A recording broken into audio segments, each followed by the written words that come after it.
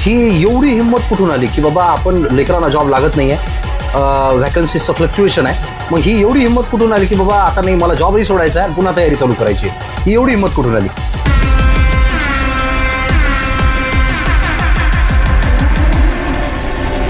Background आपण कुठल्या condition मधून आलोय, शेतकरी बॅकग्राऊंड, बरोबर, म्हणजे आपली शेती आपला व्यवसाय आहे, बरोबर, आणि आई वडिलांची मेहनत आहे. म्हणजे वडील तर नव्हते समजा 2014 मध्ये वडील डेथ झाली होती ऍक्सिडेंटमध्ये.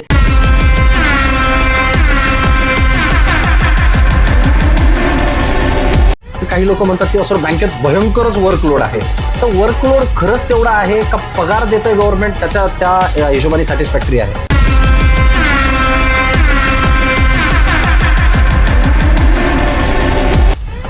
त्यावेळेसची माझी इंटेन्सिटी जी होती जेव्हा स्टडीला लागलो, रिस्टार्ट केला 2 महिन्यानंतरची, ती इव्हन मोर दॅन होती पहिल्या इंटेन्सिटीपेक्षा. बर,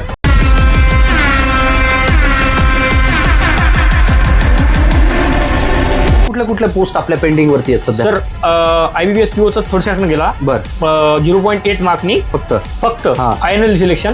आणि अजून आपली IBPS क्लर्क SBI क्लर्क ही पेंडिंग आहे. लोकल बँक ऑफिसर हा कन्फर्म येणार आहे, LBOचा कन्फर्म येणार आहे. एक नंबर. एवढं पोस्ट आहे.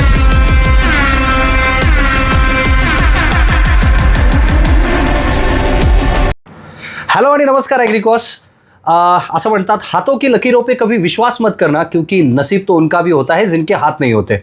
तेव्हा मला वाटतं स्वतःच्या नशिबावरती विश्वास न ठेवता स्वतःच्या कर्मावरती विश्वास ठेवून, म्हणतात ना कर्मण्ये वाधिकार असे मा फलेषु कदाचन, आणि त्याच पद्धतीनं स्वतःच्या कर्मावर विश्वास ठेवून एकदा नाही तर 2दा ॲग्रिकल्चर फील्ड ऑफिसर या पदाला गवसणी घालणारे, आणि मला वाटतं ज्यांची ओळख करून देण्याची गरज नाही आहे, सगळ्यांच्याच परिचयाचे असणारे, मग त्यांच्या शिकवणीतून असू द्या किंवा त्यांच्या मित्रांमधून असू द्या किंवा त्यांच्या मेहनतीतून असू द्या, सगळ्याच विद्यार्थ्यांना परिचित असणारे आपले आजचे जे पाहुणे आहेत ते म्हणजे कोण, तर डेफिनेटली सुदर्शन कराळे सर, ज्यांचं पहिल्यांदा सिलेक्शन झालं होतं ॲग्रिकल्चर फील्ड ऑफिसर म्हणून सेंट्रल बँक ऑफ इंडियामध्ये, आणि दुसऱ्यांदा पुन्हा एकदा सिलेक्शन झालं आहे ते म्हणजे बँक ऑफ महाराष्ट्रामध्ये ॲग्रिकल्चर फील्ड ऑफिसर म्हणून. मित्रांनो, एकदा नोकरी लागणं आणि ती सोडणं, नोकरी कमावण्यापेक्षा नोकरी सोडायला खूप जास्त हिंमत लागते. मला वाटतं या गोष्टीची प्रचिती मी सुद्धा स्वतः घेतलेली आहे. आणि पहिल्यांदा agriculture field officer central bank of India, त्याच्यानंतर ती सोडायची आणि त्याच्यानंतर पुन्हा अभ्यास करायचा आणि पुन्हा agriculture field officer bank of महाराष्ट्राला सिलेक्शन घ्यायचं, हे एवढं सोपं नव्हतं, पण हे करून दाखवलंय आपल्याला सुदर्शन कराळे सरांनी. तेव्हा आजच्या या पॉडकास्टमध्ये तुमचं खूप खूप स्वागत. आपण नवीन असाल तर नक्कीच या चॅनलला सबस्क्राईब करून ठेवा, कारण अशा पद्धतीचे खूप सारे पॉडकास्ट तुम्हाला बघायला मिळतील. तर सगळ्यात पहिल्यांदा मी सरांचं खूप खूप वेलकम करतो. सुदर्शन सर. नमस्कार विद्यार्थी मित्रांनो, माझं नाव सुदर्शन गजाननराव कराळे आणि मी बुलढाणामधील मेकर तालुका येथील आहे. माझं सिलेक्शन 2022-23 मध्ये सेंट्रल बँक ऑफ इंडियामध्ये ॲग्रिकल्चर फील्ड ऑफिसर म्हणून झालं होतं. आणि त्यानंतर मी जॉब क्विट केला 1 वर्षानंतर, म्हणजे 1 वर्ष कंटिन्यू केला आणि त्यानंतर क्विट केला. त्यानंतर मी परत तयारी केली आणि फक्त AFOच नाही तर जनरल बँकिंगसुद्धा मी सोबत केली. आणि यावर्षी पण माझं AFO म्हणून सिलेक्शन बँक ऑफ महाराष्ट्रामध्ये झालेलं आहे. सुदर्शन सर, हा एक प्रत्येक विद्यार्थ्याला पडलेला प्रश्न असावा डेफिनेटली की तुम्हाला पुन्हा एकदा ॲग्रिकल्चर फील्ड ऑफिसरच जॉईन करायचं होतं, तर मग पहिल्यांदा सेंट्रल बँक ऑफ इंडियामध्ये ज्यावेळेस AFO म्हणून होते तर तो जॉब तुम्ही का सोडलात? सर, आपले जे स्टुडंट आहेत, ॲग्रिकॉस स्टुडंट आहेत, त्यांचं एक ध्येय असते किंवा स्वप्न असते की मला ॲग्रिकल्चर फील्ड ऑफिसर व्हायचं. आणि मी ते एक वेळा केलं आणि सेंट्रल बँक ऑफ इंडियामध्ये माझं सिलेक्शन झालं. पण प्रॉब्लेम असा झाला सर, मला पोस्टिंग नको होती स्टार्टिंगलाच. इनिशियली मी जेव्हा इथं बँकिंगच्या तयारीला आलो होतो त्याच्या अगोदर मी 2 वर्ष MPSCची तयारी केली होती. बरं. तर त्यामध्ये मी थोडासा अभ्यास केलेला होता या गोष्टीचा आणि हिस्ट्रीबद्दल पण थोडंसं बिहारच्या माहिती होतं. बरोबर. तर तेव्हाच माझं एक म्हणजे तेव्हाच डिसाईड केलं होतं की मला बिहार नकोय, बाकी ठिकाणी चालतं. आणि त्यातल्या त्यात बिहार भेटल्यानंतर प्रॉब्लेम असा झाला की मला काही हेल्थ इश्यूज आले, सोबत काही फॅमिली प्रॉब्लेम झाले आणि सर्व गोष्टी कंबाईन झाल्या, ॲग्रिवेट झाल्या. आणि त्या सिच्युएशन मधून मला बाहेर निघणं थोडंसं डिफिकल्ट झालं होतं. आणि मला एकुलता एक ऑप्शन राहिलं होतं की जॉब क्विट करा आणि इथून चला. मग मी त्यावेळेस तुम्हाला कॉल केला. बरोबर. तुम्ही म्हटले ठीक आहे, काही प्रॉब्लेम नाही, तू करू शकतो, तुझ्यामध्ये पोटेन्शियल आहे, तू डेफिनेटली करू शकतो, तू सोडू शकतो. मग मी तुम्हाला कॉल केला, तुम्ही सांगितलं आणि मग मी डिसिजन घेतला आणि क्विट केला आणि परत वापस आलो. ही एवढी हिंमत कुठून आली की बाबा आपण लेकरांना जॉब लागत नाहीये, व्हॅकन्सीचं फ्लक्च्युएशन आहे, मग ही एवढी हिंमत कुठून आली की बाबा आता नाही मला जॉबही सोडायचा आहे पुन्हा तयारी चालू करायची, ही एवढी हिंमत कुठून आली? सर, जेव्हा मी म्हणजे असा विचार करत होतो किंवा त्या फेजमध्ये होतो, कन्फ्युजन होतो माझा, मी म्हणजे एका डायलेमामध्ये होतो की जॉब क्विट करायचा, पण भीती तेवढीच होती कारण हा जॉब म्हणजे एवढं सोपं नाही जॉब घेणं. आणि त्यावेळेस पण माझं असं होतं की जेव्हा मला टाइम मिळायचा, जॉबवरून गेलो किंवा शनिवार रविवार मिळाला, तेव्हा मी एखादी रॅन्डम टेस्ट देऊन बघायचो की बाबा आपण सध्या कुठे स्टँड कुठल्या स्टेजला आहेत. तर त्यावेळेस मला जाणवलं की ठीक आहे, आपण सोडलाही तरी काही असंच काही प्रॉब्लेम होणार नाही, कारण आपण करू शकतो. आणि जेव्हा इनिशियली आपण बॅचमध्ये शिकलो होतो तेव्हा मी असं डिसाईड नाही केलं की मला AFOच करायचं. मी जनरल बँकिंग प्लस AFO सोबत केला स्टडी. मग सोबत केल्यानं काय झालं की माझी जनरल बँकिंगची लेवल पण बनली. माझा प्रश्न आहे, म्हणजे मी थोडंसं मध्यंतरी तुम्हाला कट करतो. एखादा नवीन स्टुडंट आला, तर तुमच्या वेळेस कसं होतं, परीक्षा उशिरा होत्या. आता एखादा नवीन स्टुडंट आला ज्याची परीक्षाच आता ऑगस्ट महिन्यात आहे, मग त्याला जनरल बँकिंग करायला जमणार आहे का? जनरल बँकिंग प्लस AFO हे अगोदर जेव्हा मी स्टडी केला किंवा ही जी प्रिव्हियस सायकल होती IBPS या टायमात हे चालायचं.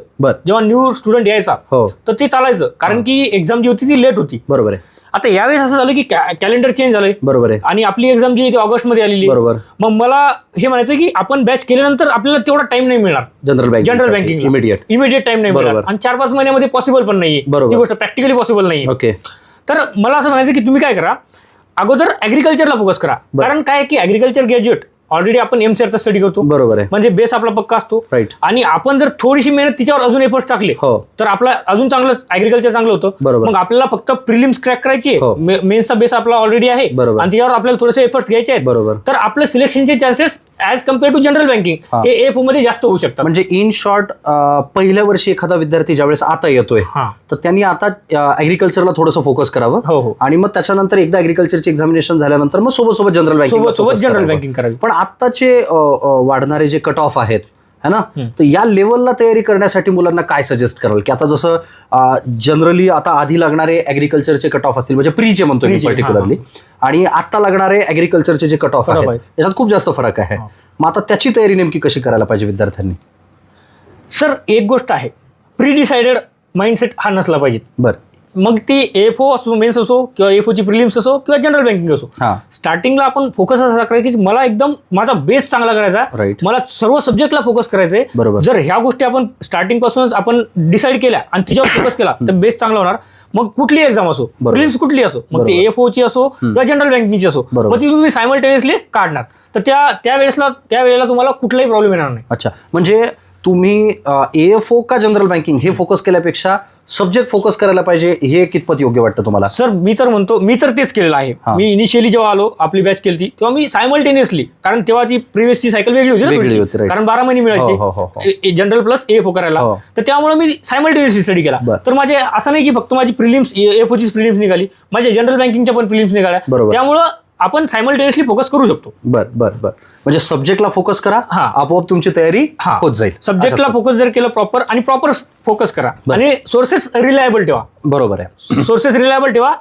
आणि जास्तीत जास्त काय असते की जेव्हा स्टुडंट येतो तेव्हा नवीन स्टुडंट आपले टीचर सोबत आपले जेवढे कॉन्टॅक्ट नसतात, ओळखीचे नसतात, पण ते कॉन्टॅक्ट आपण वाढवायला पाहिजेत. म्हणजे काय होते की टीचरचा जो एक्सपिरियन्स असतो त्या एक्सपिरियन्सवरून जे आपल्याला सांगतात, तर तो एक्सपिरियन्स खूप जास्त कामात दिवसात. आणि त्या गोष्टी मी केलेल्या आहेत, हे तुम्हालाही माहिती आहे. आणि सर्व टीचर, पाटील सर असतील, तुम्ही असाल, बाकी जे सर्व टीचर्स असतील, सर्वांना माहिती की त्या गोष्टी मी चांगल्या प्रकारे केलेल्या आहेत. आणि म्हणून मला तो जास्त फायदा झाला की मी माझे प्रॉब्लेम पण शेअर केले, सोबत त्याच्यावर सोल्युशन पण घेतलं. आणि सर, मी कशा पद्धतीनं स्टडी करायला पाहिजे ह्या गोष्टी मी वेळोवेळी जाऊन तुम्हाला विचारल्या आहेत. त्याच्यात आम्हाला फायदा झालेला आहे. बरोबर आहे. म्हणजे आता जे विद्यार्थी नवीन येत आहेत, जे विद्यार्थी आता ग्रॅज्युएशनच्या फायनल इयरला आहेत, अशा विद्यार्थ्यांनी आत्तापासून तयारी करणं गरजेचं आहे.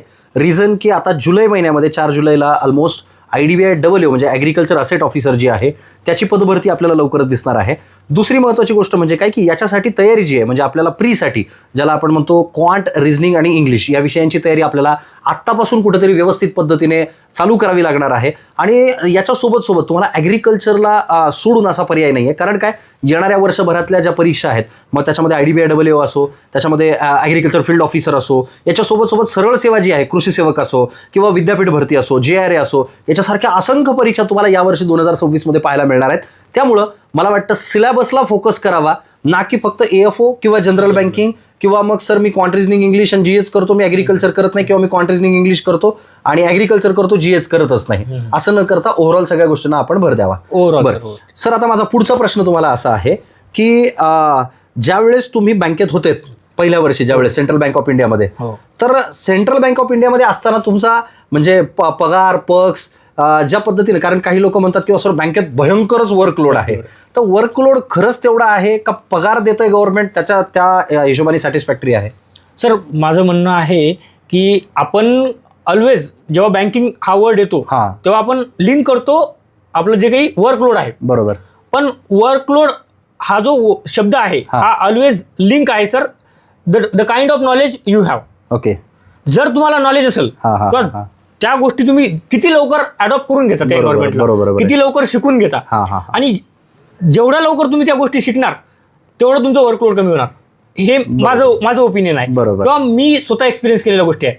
मी जेव्हा गेलो बँकमध्ये तेव्हा मी खूप लवकर म्हणजे कॉन्टॅक्ट वाढवले की जे आजूबाजूचे एफओ आहेत किंवा सिनियर्स आहेत त्यासोबत जास्त कॉन्टॅक्ट केले. सर मला हे येत नाही, मला ते येत नाही, मला हे सांगा, मला शिकून घेण्याची मानसिकता असली पाहिजे. जर तुम्ही लवकर शिकून घेणार तर मला सांगा, एखादं काम करायचंय मला, एखादं लोन करायचंय, मला काहीच माहिती नाही तर मी कसं करणार? 2 महिने 3 महिने तो लोड मग ते पडून असंच सेम काम आपल्या अंगावर पडून म्हणजे येऊन पडतं, रेग्युलरली येऊन पडतं आणि मग तो वर्कलोड वाढतो. बरोबर. म्हणून म्हणतो की जे वर्कलोड आहे हे ऑलवेज लिंक आहे कशासोबत?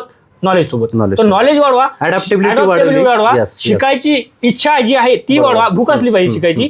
ती जर शिकायची भूक आपल्यामध्ये असली आणि ती जर आणली तर हे जे काही वर्कलोड म्हणतो आपण ते वर्कलोड मला असं वाटते ऍज काही बॅरियर नाहीये. आणि दुसरी गोष्ट, पेमेंटचा जर का विषय घेतला तर पेमेंट सर जेव्हा मी लागलो होतो तेव्हा 11th बायपर्ट्रेट सेटलमेंट होतं. आताचं 12th म्हणजे आता याच्यानुसार किती पगार येईल? आता सर मला 91-92,000 पडत होतं सेंट्रल बँक ऑफ इंडियामध्ये. म्हणजे लास्टला जेव्हा अपडेट झालं ना तेव्हा 92,000 पडत होतं मला ग्रॉस टोटल. आणि माझ्या अकाउंटला जवळपास 75-80 हजाराच्या जवळपास येत होतं काटाकुटी करून सर. आणि आता तेच जवळपास आता 2027 येतच 1 तारखेपासून 1 जानेवारीपासून बरोबर 2027ला 13 बायपर्ट्रेट सेटलमेंट लागणार आहे. तर तेच 1,10,000 पर्यंत जाणार, लाखच्या वर जातात, 1,10,000 पर्यंत जातात. म्हणजे विचार करा तुम्ही, पहिल्याच आयुष्याच्या वयाच्या 23व्या वर्षी ₹1,00,000 पगार. क्या क्या करोगे मुन्ना तुम इस 1,00,000 पगार का? बरोबर आहे का? म्हणजे आपल्या ॲग्रीचे पोरं ज्यावेळेस मी तर कॉन्टॅक्ट करतो किंवा बोलतो, पोरं म्हणतात सर 30,000 रुपयात माझं धकेल. आपल्या बिचाऱ्या मुली सुद्धा म्हणतात की सर मला महिन्याचा खर्च लागून लागणारच किती काय, अर्धी चपाती आणि थोडीशी भाजी जरी भेटली तरी माझं मेसवरती भागतं, पण मग मला खर्चच किती लागणार आहे? तो इतने पैसो का तुम क्या करोगे कालिया, अशा हिशोबाने. पण खरंच एक चांगली पोस्ट आहे, चांगला पगार आहे, हाऊस रेंट अलाउन्सेस आहेत प्रचंड, मला वाटतं पर्क्स तर भरपूर आहेत सध्या. आणि 13 बायपर्ट्रेट सेटलमेंट नुसार तर मला वाटतं हाऊस रेंट अलाउन्स वाढला आहे, पेट्रोल डिझेल सगळं अलाउन्सेस वाढलेले आहेत. म्हणजे इन शॉर्ट माझ्या भाषेत सांगायचं झालं तर एक बार लगा डाला तो लाईव्ह झिंगा लाला किंवा चिंग मजा अशा पद्धतीनं आपण म्हणू शकतो बँकिंग सेक्टरला सुद्धा. आणि फर्स्ट अटेम्प्टमध्ये सिलेक्शन होण्याचे चान्सेस भरपूर सारे आहेत.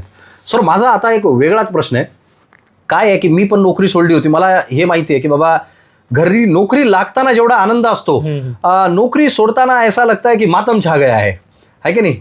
तर त्यावेळेस नेमकं घरच्यांची काय रिॲक्शन होती ज्यावेळेस तुम्ही पहिल्यांदा म्हणलं की बाबा आईला किंवा वडिलांना मला नोकरी सोडायची?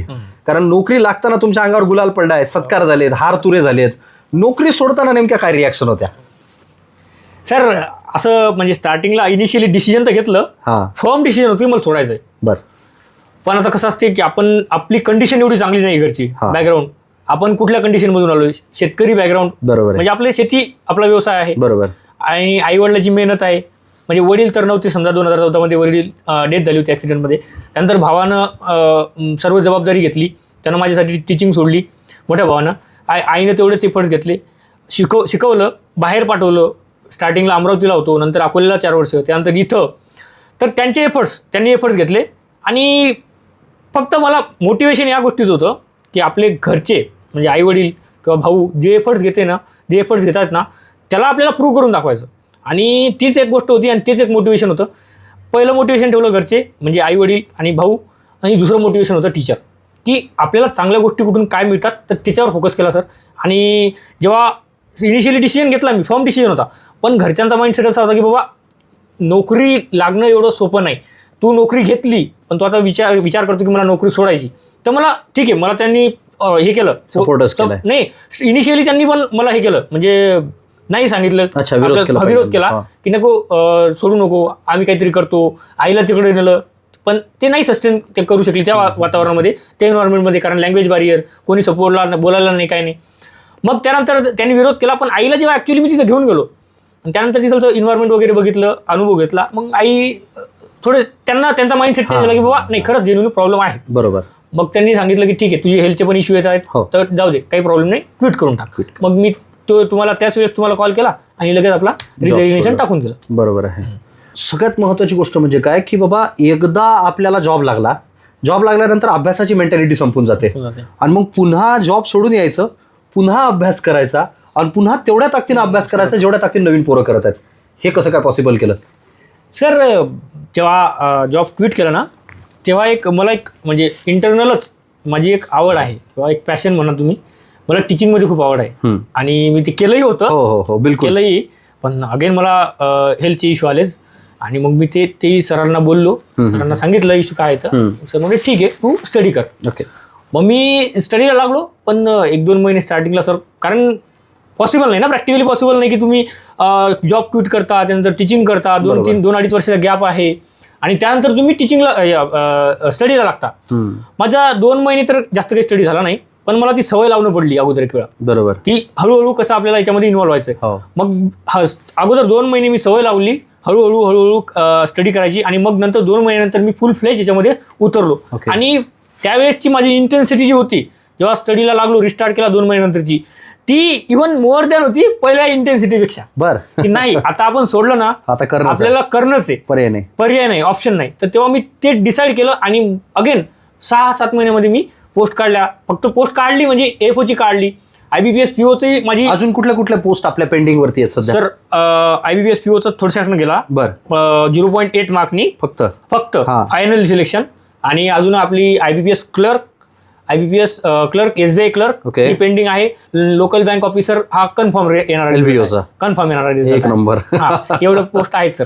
बरं. आता सगळ्यात मूळ मुद्दा हा येतो, थोडंसं विषयांवाईज जाऊ द्यात की कारण काय होतं की जनरली विषयावाईज मुलं तेवढं जास्त फोकस. तर मग आता मला सांगा क्वांट, रिझनिंग, इंग्लिश या विषयांचा अभ्यास, त्याच्यानंतर बाकीचा तुमचा जनरल बँकिंग आणि ॲग्रिकल्चरचा अभ्यास हा नेमका कसा केला? सर जेव्हा स्टार्टिंगला आपण बॅच केली होती इनिशियली तेव्हा ॲग्रिकल्चर म्हणजे मी तुमची MCRची पण टेस्ट सिरीज घेतली होती. बरं. तिथून टेस्ट सिरीज घेतली आणि बॅच पण काही तुम्ही फ्री लेक्चर्स ऍड केले होते त्या बॅचमध्ये.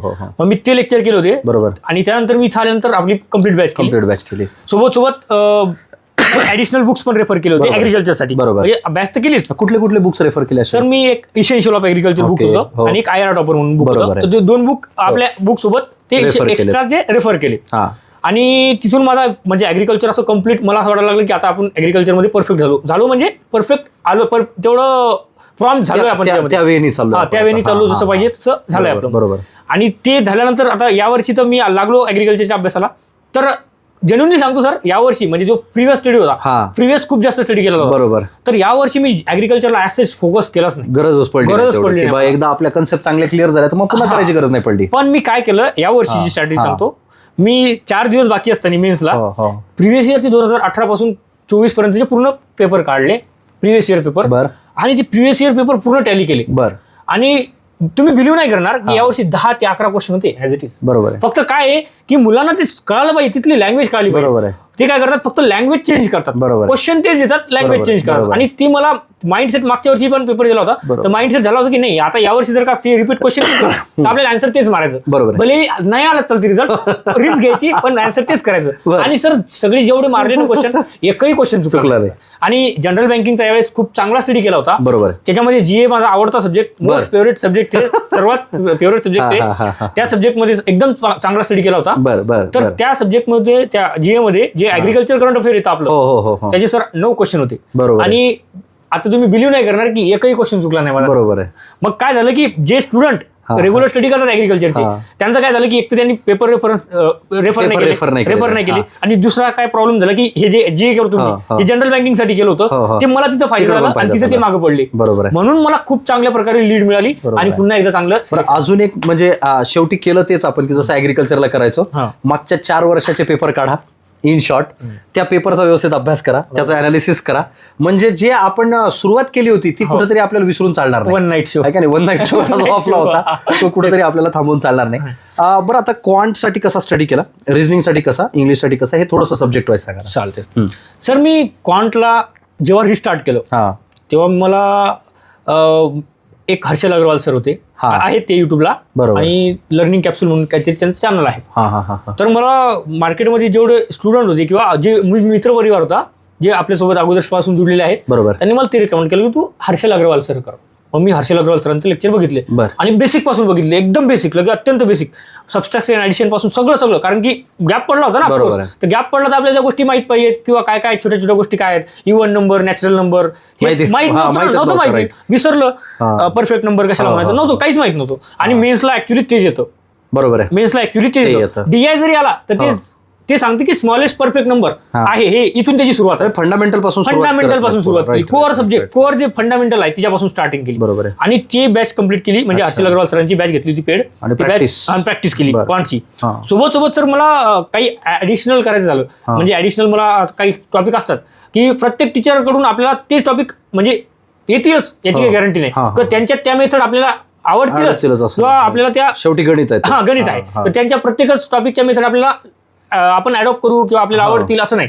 तर मग मी त्यासाठी काय केलं, कौशिक मोहंती सर पण आहेत युट्यूबला, कौशिक मोहंती सर, तर त्यांचे पण लेक्चर, म्हणजे भरपूर लेक्चर, म्हणजे मी मोस्ट ऑफ द म्हणतो मी की या दोनच टीचरला क्वांटसाठी फॉलो केलं आणि बस मला एकदम चांगला रिझल्ट मिळाला सर क्वांटसाठी. मी दोनच टीचरला फॉलो केलं, नॅशनल लेवलची दोन्ही टीचर, त्यानंतर मी कोणालाच फॉलो केलं नाही. आणि एक दर्जा मेन्स बॅच केली होती सर आम्ही, तर दर्जा मेन्स बॅचमध्ये क्वांटचं केपी सर आहेत, कृष्णा पाटील सर म्हणून, तेव्हा त्यांचे डीआयचे लेक्चर्स आणि बेनशेप जेवढे त्यांनी टॉपिक घेतले तेवढे केले होते सर. बस रिझनिंगच्या बाबतीत काय केलं होतं? रिझनिंग सर मी रिस्टार्ट केल्यानंतर अगोदर होतं ते तो विसरला होता. क्वांट तरी विसरणार नाही, एकदा जे म्हणजे आपल्या अरिथमॅटिक असेल तो विसरत नाही, किंवा डीआयचे शॉर्टकट्स वगैरे आपण सॉल्व्ह करतो ती पद्धत विसरत नाही. पण रिझनिंगचा असं सिलोजिझम टॉपिक आहे, तो कम्प्लिटली विसरला. बरोबर आहे, काय करायचं नेमकं, काही पंखे टेबल होते, काही टेबल फॅन होते, याच्यात हेच विसरलं नेमका पंखा कोणता होता, फॅन कोणता होता. मग असं झालं, मग मला काम करणं पडलं तिच्यावर. मग मी काय केलं, तेव्हा सरची बॅच आली होती, कोणत्या, शंकर सरांची, दर्जा मेन्स बॅच म्हणून, दर्जा मेन्स बॅच म्हणून. त्यांनी त्याच्यामध्ये सर बिलीव्ह नाही करणार तुम्ही की इतकी प्रॅक्टिस करून घेतली भयानक की माझी मेन्सची भीतीच उडून गेली, म्हणजे रिझनिंगची. त्याच्यामध्ये त्यांनी जनरल बँकिंगची, त्याच्यामध्ये त्यांनी फक्त हा सब्जेक्ट नाही की एकच सब्जेक्ट नाही, एकच टॉपिक नाही, त्यांनी सर्व टॉपिक कव्हर करून घेतले, म्हणजे बेसिक सिलॉजिझम पासून. मग तिथून माझं जे कन्फ्युजन होतं, जे काही कन्फ्युजन होते किंवा जे टॉपिक मला विसरलेले होते ते सर्व क्लिअर झाले. आणि सोबत सर सिटिंग पझलमध्ये मी शंकर सरांच्या बाबतीत एक विचारायचं होतं मला, हे टेलिग्राम सेशन हा काय किस्सा आहे? कारण ना पोरं मला विचारतात, म्हणजे आता ते आहेत, सोबतच आहेत आपल्या अल्फा कोचिंगमध्ये, पण मला हे विद्यार्थ्यांच्या पॉईंट ऑफ व्ह्यू मला हे ऐकायचं की त्या टेलिग्राम सेशनचा नेमका असा काय किस्सा आहे की बाबा दर्जा मेन्स बॅचला ते एवढं पोरं फॉलो करतात तिथे? सर टेलिग्राम सेशनचा म्हणजे दर्जा मेन्स बॅच जे आहे जेव्हापासून स्टार्ट झाली, सरांनी काय केलं की जेव्हा जे होमवर्क दिलं सरांनी, होमवर्क दिलं, आणि होमवर्क असं नाही की लिमिटेड दिलं, भरपूर होमवर्क दिलं आणि टाइम पण दिला त्यासाठी करण्यासाठी, कारण की जे कन्सेप्ट ते सांगत आहेत ते क्रिस्टल क्लिअर झाले पाहिजेत, काही डाऊट नाही राहिला पाहिजे आपल्या मनामध्ये. तर ते क्लिअर होण्यासाठी त्यांनी काय केलं, होमवर्क दिलं आणि होमवर्कच्या नंतर टेलिग्राम सेशन घेतली, काय की मी तुमची प्रॅक्टिस पण करून घेतो. म्हणजे आपण कसं पेपरमध्ये आपल्याला टायमिंगची लिमिट असते, मग त्याच पद्धतीने त्यांना काय केलं, टेलिग्राम सेशनला एक लिमिट लावून काय केलं, आपल्याला क्वेश्चन टाकले आणि आपली प्रॅक्टिस पण करून घेतली. म्हणून त्यांचे जे टेलिग्राम सेशन आहेत ते एवढे फेमस झाले. आणि रिझल्ट पण सर, IBPS PO मेन्स माझा सर्वात वीक सब्जेक्ट म्हणा तुम्ही, किंवा मला आवडतच नव्हता मुळातच, मला रिझनिंग सब्जेक्ट आवडतच नाही, अजूनही आवडत नाही मला, मुळात आवडत नाही reasoning subject.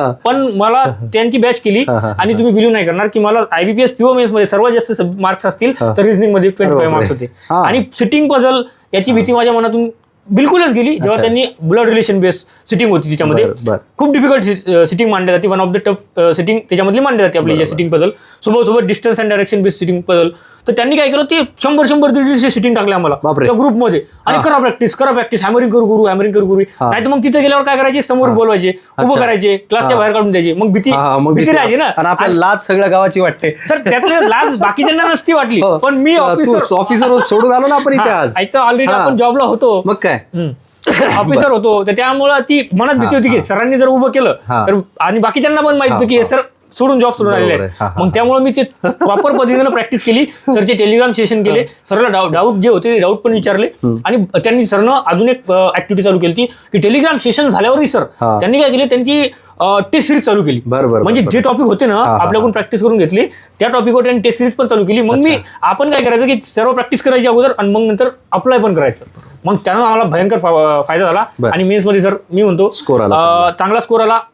Final selection 0.8 marks राहिलं. बिलीव्ह नाही करणार कोणी की ऍग्रिकल्चर ग्रॅज्युएट आणि ते पण रिस्टार्ट केल्यानंतर 2 वर्षाच्या गॅप नंतर 6 महिन्याच्या तयारीमध्ये फायनल पर्यंत पोहोचलो. पण ठीक आहे, नाही झालं आपलं इकडे एक सिलेक्शन, काही प्रॉब्लेम नाही, बाकीचे पण होणारच आपले सिलेक्शन काही. आता सगळ्यात महत्वाचा मुद्दा तो येतो म्हणजे इंग्लिशचा, है ना. तर आता ह्या इंग्लिशच्या बाबतीत मुलांमध्ये फारच वेगवेगळ्या गोष्टी आहेत. म्हणजे आपण फक्त रीड केलं तर होऊन जातं, आपण सोडवलं एवढं तरी होऊन जातं. याच्या बाबतीत काय परफेक्ट स्टडी प्लॅन असला पाहिजे इंग्लिशच्या बाबतीत? सर मी इनिशियली जेव्हा आलतो प्रदीप पाटील सरांची बॅच केलेली सर, त्याच्यानंतर मला नाही आठवत की मी कुठल्या टीचरला फॉलो केलं. बरं, म्हणजे इंग्लिश पुन्हा करायचं कामच नाही पडलं. फक्त एवढं आहे, इंग्लिशचा प्रॉब्लेम हा आहे की तुम्ही कॉन्स्टंट त्याला धरून ठेवा. आपण काय करतो की आपल्याला वाटते आपलं इंग्लिश स्ट्रॉंग झालं, म्हणजे एका टायमानंतर आपण प्रॅक्टिस केली तर त्यानंतर असं वाटतं की माझं इंग्लिश स्ट्रॉंग झालं. बरोबर. पण इंग्लिशच्या केसमध्ये तसं नाही सर. तुम्ही इंग्लिशला गॅप दिला की तुम्हाला पेपरमध्ये गॅप दिसणार मार्क्समध्ये, आणि तो दिसलाय ऍक्च्युअली, मला दिसलाय बरं का. मला इंग्लिशमध्ये कधीच प्रॉब्लेम नाही, आणि मी नेहमी सांगतो की माझा इंग्लिश चांगला आहे. म्हणजे मला कॉन्फिडन्स होता की इंग्लिश चांगलं आहे आपलं, जीए चांगलं आहे, आपण करू शकतो. बरोबर. आणि म्हणून हिंमत पण एवढी का केली जॉब सोडायची, इंग्लिश आणि जीए चांगले सब्जेक्ट चांगले पहिल्यापासूनच, बेस चांगला आहे. तर त्यामुळे मी हिंमत केली होती. पण यावेळेस असं झालं की मी काय केलं, इंग्लिशला सरची बॅच माझ्याकडे, सरनं मला फ्री बॅच दिलेली बरं का. बरोबर. म्हणजे जेव्हा सर सोबत टीचिंग करत होतो तेव्हा मला सरनं अलॉट करून दिली, फ्री मध्ये बॅच मला ऍड केलं. पण त्याच्यामध्ये काय झालं की मी जीवावर करायचं इंग्लिश करायचं, कारण मी कॉन्ट रिझनिंग मध्ये गुंतलो होतो यावेळेस, आणि याचा इंटरेस्ट वाढला माझा. बरं, एक पोरं हे पण चूक करतात, म्हणजे आता विषय निघाला म्हणून सांगतोय मी, बाबा पोरं क्वांटची भरपूर प्रॅक्टिस करतात, रिझनिंगची भरपूर प्रॅक्टिस करतात, इंग्लिशचं काहीच करत नाहीत पोरं. मग हे कसं टॅकल करायचं? कारण काय, मुलांना फक्त होमवर्क करणे हाच अभ्यास असं वाटतं जेव्हा तयारी करतात. नाही सर, होमवर्क तर करावाच लागतो, आणि जर सिलेक्शन घ्यायचं असेल तर एक्स्ट्रा एफर्ट्स लय मॅटर करतात. बरोबर आहे. मग आपल्याला स्वतःहून एफर्ट्स त्याच्यामध्ये टाकावं लागतील, तेव्हाच आपण बाकीच्या पेक्षा वेगळं बनतो. आणि त्याला बनण्यासाठीच आपल्याला ते एफर्ट्स टाकावे लागतात. बरोबर आहे. पण ते जर नाही टाकले, आता मी या वर्षीचाच किस्सा सांगतो, मी इंग्लिशला सर माझ्याकडे सर्व काही अवेलेबल असताना मी जीवावर केलं का, मी कॉन्ट रिझनिंग मध्ये जास्त गुंतलो होतो. बरोबर. कारण की मला म्हणजे मेनसाठी आणि इंटरेस्ट वाटतो ना कॉन्ट रिझनिंग मध्ये, रिझल्ट आउटपुट लवकर दिसतं. तर मी तेच दिलं नाही सर, आणि अनालिसिस पण केलं नाही इंग्लिश, आणि त्याचा मला फटका बसला IBPS PO मेन्सला. इंग्लिशमध्ये फक्त मला ज्याला मी माझा स्ट्रॉंग सब्जेक्ट मानतो, जिथं मला 20-25 मार्क्स येत होते किंवा येतात नेहमी, तिथं मला फक्त 12.5 मार्क्स आले इंग्लिशमध्ये. आणि मे बी होऊ शकते की त्यामुळेच माझं फायनल सिलेक्शन राहिलं IBPS PO मेन्स. एक कंटाळा आणि एक सिलेक्शन. आणि इंग्लिश करताना मी म्हणतो प्रदीप पाटील सर, म्हणजे तुम्हाला ऑप्शनच नाही, तुम्ही कुठेही जा, घुमून फिरून येणार तुम्ही तिथेच. त्यांनी शिकवलेलं लेक्चर करणे, डेलीचं सरनं सांगितलं तेवढं होमवर्क वगैरे असेल तर ते करणे, सोबत टेस्ट आणि अनालिसिस करणे. आणि याच्या व्यतिरिक्त काही एफर्ट्स टाकायचे असतील इंग्लिशमध्ये तर काय करा, न्यूजपेपर रीड करा. मी म्हणेन बेस्ट ऑप्शन आहे. बुक सर्वजण सांगतात सर, म्हणजे मला असं वाटतं की बुक्स सर्वजण सांगतात, पण बुक्स मधून ठीक आहे लर्निंग भेटतात, त्या वेगळ्या लर्निंग भेटतात, पण आपल्याला सध्या आपलं मेन एम काय आहे की आपल्याला पोस्ट काढायची. लर्निंग आपण नंतर पण घेऊ शकतो लाईफ मध्ये, नंतरही आपल्याला जॉब लागल्यानंतर आपण बुक्स रीड करू शकतो, तो प्रॉब्लेम नाही. तुम्ही काय करा, एक न्यूजपेपर घ्या डेलीचा, 1 तास न्यूजपेपर रीड करा. त्याने काय होते की इंग्लिश तर स्ट्रॉंग होते, रिडिंग तर होते, पण सोबत जनरल अवेअरनेस पण स्ट्रॉंग होते. आणि जनरल अवेअरनेसचा फायदा म्हणजे डबल वेने फायदा होतो की इंग्लिश पण होतं आणि सोबत जीए पण होतं. दोन्ही सब्जेक्टला आपण असं म्हणू शकतो की आपण न्याय देत आहे किंवा आपण दररोज त्याची प्रॅक्टिस करत आहे असं आपल्याला वाटतं, आणि त्याचा आपल्याला फायदा एक्झाममध्ये होतो. कारण न्यूजपेपरमधून पण बरेच सारे क्वेश्चन आपल्याला एक्झाममध्ये बघायला मिळतात. तर त्यामुळे दोन्ही वेळा आपल्याला फायदा होतो, आणि इंटरव्ह्यूला फायदा होतो, आणि इंटरव्ह्यूला पण फायदा होतो, कारण अपडेट राहतो. आणि इंटरव्ह्यूला गेल्यानंतर आपल्याला अपडेट बद्दल विचारलं तर मग आपण इझी वेनं सांगू शकतो. बरोबर आहे. आता जीए त्याच्या बाबतीत थोडं सर, जीए बद्दल माझा एक पॉईंट ऑफ व्ह्यू आहे. पॉईंट ऑफ व्ह्यू असा आहे की जीए जो आहे, मुलं सब्जेक्ट जेव्हा करतात, स्टडी करतात, तेव्हा एक्झाम फोकस करायचा. म्हणजे एक्झाम फोकस म्हणजे एक्झाम मध्ये काय येते, कुठल्या एक्झाम मध्ये काय येते. आणि यावर्षी तर IBPS न आपला पॅटर्न चेंज केला आहे. बरोबर आहे. IBPS PO mains, SBI PO mains आहे ना, याच्यामध्ये RBI सर्क्युलर टाकलेले आहेत. आणि यावर्षी दोन्ही पण याच्यामध्ये RBI सर्क्युलर आलेले आहेत. तर त्यामुळं आपल्याला त्या एक्झाम, जर का आपण त्या एक्झामसाठी फोकस करतोय ना, तर मग आपल्याला गरजेचं आहे की आपण त्या टॉपिकला फोकस केलं पाहिजे, RBI सर्क्युलर केले पाहिजे. कारण की यावर्षी RBI सर्क्युलर आले आणि भरपूर प्रमाणात आले, म्हणजे 20-20 मार्काला त्या पेपरमध्ये, म्हणजे अर्ध 50% वेटेज त्यालाच गेलेलं आहे. बरोबर. तर त्यामुळे आपल्याला ते करणं गरजेचं आहे त्या टायमाला. सोबत आता जसं की RRB PO असते, RRB क्लर्क असते, याच्यामध्ये काय ते गव्हर्नमेंट स्कीमचा पोर्शन जास्त येतो, स्टॅटिक बँकिंग अवेअरनेसचा पोर्शन जास्त येतो, नाही का. तर याच्यावर फोकस करणं पण गरजेचं आहे. म्हणजे ज्या एक्झाम आहेत आणि ज्या एक्झाममध्ये काय येते ते जर केलं आपण तर आपल्याला जास्त फायदा होतो. मुलं काय करतात, फक्त current affair. Sir, current affair हा असा पोर्शन आहे, आलं तर येतं एक्झाममध्ये, नाही तर येत नाही. पण हे जे मी सांगितलं स्टॅटिक बँकिंग अवेअरनेस याच्यावर हमखास क्वेश्चन म्हणजे बघायला गव्हर्नमेंट तुमचं म्हणणं रिझर्व्ह बँक ऑफ इंडियाचे सर्क्युलर केले पाहिजेत. गव्हर्नमेंट स्कीम व्यवस्थित केल्या पाहिजे, हा. बजेट व्यवस्थित केलं Budget पाहिजे, वगैरे. त्याच्यासोबत सोबत करंट करावं लागतं. आणि माझ्या म्हणजे मी कुठून स्टडी किंवा मी जीए साठी कुठला सोर्स फॉलो केला, तर मी 2 सोर्सेस फॉलो केले. एक अड्डा 247चा आहे आशिष गौतम सरांचं, युट्यूबला सकाळी 7 वाजता लेक्चर मिळतो. त्याचं मी हॅबिट बनवून टाकलं की मला ते डेली लेक्चर करायचं म्हणजे करायचं. काय होते की आपण क्वांट रिझनिंग करतो आणि जीए सोडून देतो, पण क्वांट रिझनिंग जर तुम्ही एक दिवस नाही केलं तर ऍज फरक तुमच्या इम्प्रुव्हमेंटवर पडत नाही. एक दिवस जर गॅप पडला, पण जीए जर नाही केलं तर मे बी त्याच दिवशी तर खूप मोठा डिफरन्स क्रिएट होतो डेली बेसिसवर. तर डेली ते हॅबिटच बनवून टाकायचं त्याला की मला हे बघायचं अगोदर मग बाकीचं करायचं. तर ते एक लेक्चर केलं डेली आशिष गौतम सरांचं, मला भयंकर फायदा झाला. पीडीएफ आणि सर पीडीएफ तेच ना, आता ते सोडून मी पीडीएफ त्यांच्या रीड नाही केला, मी फक्त डेलीचं लेक्चर केलं. ते काय करतात, रिव्हिजन करतात त्याच्यामध्ये आणि हॅमरिंग करतात, त्यामुळे ते लक्षात राहतं. आणि सोबत सर गौरव गर्ग सरांचं केलं. गौरव गर्ग सर मी सांगतो या वर्षीचा experience SBI clerk, IBPS clerk as it is question. Sir माहित नाही त्या सरांना एवढा एक्सपिरियन्स, म्हणजे आता ते सर आहेत किंवा एवढं नॉलेज आहे त्यांच्याकडे, कुठून काढतात कंटेंट माहित नाही, पण बेस्ट 300 केले त्यांचे as it is with option. Sir with option जसं यात तसं काय विचारलेलं आहे, इव्हन काय विचारलेलं आहे पेपरमध्ये ते जसे यात तसे क्वेश्चन त्याच्यामध्ये बघायला मिळाले. आणि सर गॅरंटीन सांगतो IBPS क्लर्क, SBI क्लर्क दोन्ही एक्झाममध्ये मला मिनिमम 25-25 मार्क जीए मध्ये पडतात. आणि फक्त देण आहे आशिष गौतम सरांची आणि गौरव गर्ग सरांची. आणि तेच केलं त्यांचे बेस्ट 300 आणि सोबत आशिष गौतम सरांचं एक फ्री लेक्चर.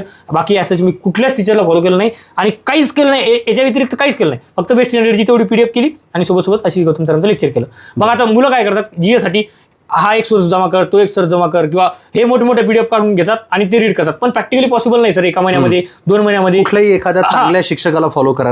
हा. आणि माझं म्हणणं काय की जीएला तुम्ही रेग्युलर इन्व्हेस्टमेंट करा, रेग्युलर हळूहळू, म्हणजे एक दीड तास तुम्ही काय करा रेग्युलर द्या. मुलांचा प्रॉब्लेम काय की जीएला काय करतात ते सर्व एक वेळेवर करायला बघतात, किंवा एका महिन्यावर आपली एक्झाम आहे आणि तेव्हा पीडीएफ काढून आणतात आणि मग रीड करतात.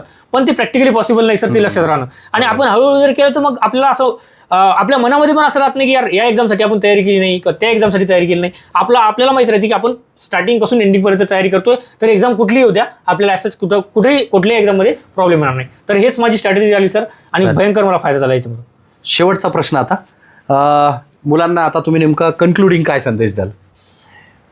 सर कन्क्लुडिंग संदेश एवढा देईल की इथं येता म्हणजे जेव्हा स्टडीला येतो आपण इनिशियली क्लासेस वगैरे लावतो, तर जेव्हा क्लासेस लावतो तेव्हा म्हणजे पहिले अगोदर विचारून घ्या मार्केटमध्ये की कुठले टीचर चांगले आहेत किंवा कुठले टीचरकडून आपल्याला चांगलं मिळणार आहे कंटेंट, तर ते विचारून घ्या. आणि एक्सपिरियन्स बघा, कारण की आता आपले जे लागलेले सिनियर्स असतात ते आपल्याला रेफर करतात की या टीचरला फॉलो करा, त्या टीचरला फॉलो करा, आणि ते सांगतातच. आणि ते टीचर आपण म्हणजे ते क्लासेस जॉईन करा आणि त्यांनी जे सांगितलेलं आहे, त्यांनी जे होमवर्क सांगितलं, त्यांचं जे गायडन्स असतं किंवा त्यांच्याकडून जे मार्गदर्शन मिळतं, प्रॉब्लेम असले तर प्रॉब्लेम त्यांना विचारत चला आणि त्याच्यावर सोल्युशन काढायचा प्रयत्न करा. आणि सर्वात महत्त्वाची गोष्ट, हे ग्रॅज्युएशन नाही आहे. जेव्हा तुम्ही क्लासेस लावता तेव्हा जेव्हा आपले सर्वच क्लासेसवाले असतात, म्हणजे सर्व क्लासचे टीचर पहिले युट्यूबला फ्री डेमो क्लासेस देतात.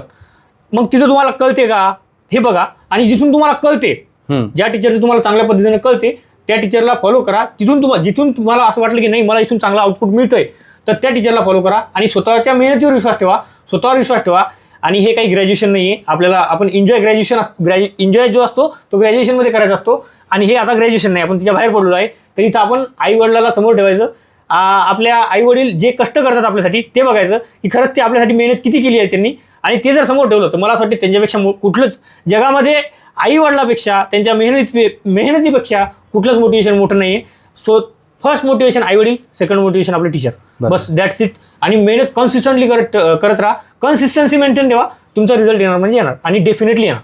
बिलकुल, बस चालेल. सुदर्शन सर खूप खूप धन्यवाद, एवढा चांगला सुंदर इंटरव्ह्यू तुम्ही दिलात. आणि अल्फा कोचिंगच्या पूर्ण टीमतर्फे तुमचे खूप खूप विशेष आभार. तुमचं गायडन्स असंच नेहमीच विद्यार्थ्यांना लाभत राहील असं मला वाटतं. तेव्हा तुम्ही जर विद्यार्थी मित्रांनो नवीन असाल तर नक्कीच चॅनलला सबस्क्राईब करून ठेवा, कारण अशा पद्धतीचे भरपूर पॉडकास्ट तुम्हाला या यूट्यूब चॅनलवरती बघायला मिळणार आहेत. तेव्हा भेटूया पुढच्या पॉडकास्टमध्ये. तोपर्यंत पाटील मास्तरच्या भाषेत wish you all the best, keep smiling. आणि आमच्या शंकर सरांच्या भाषेत दर्जा है ना, आणि अमित सरांच्या भाषेत अमित सरच सांगतील तुम्हाला, काळजी करू नका. माझ्या भाषेत चिंग मजा करा. ओके चालेल, wish you all the best. भेटूया आपण पुढच्या पॉडकास्टमध्ये. Thank you so much.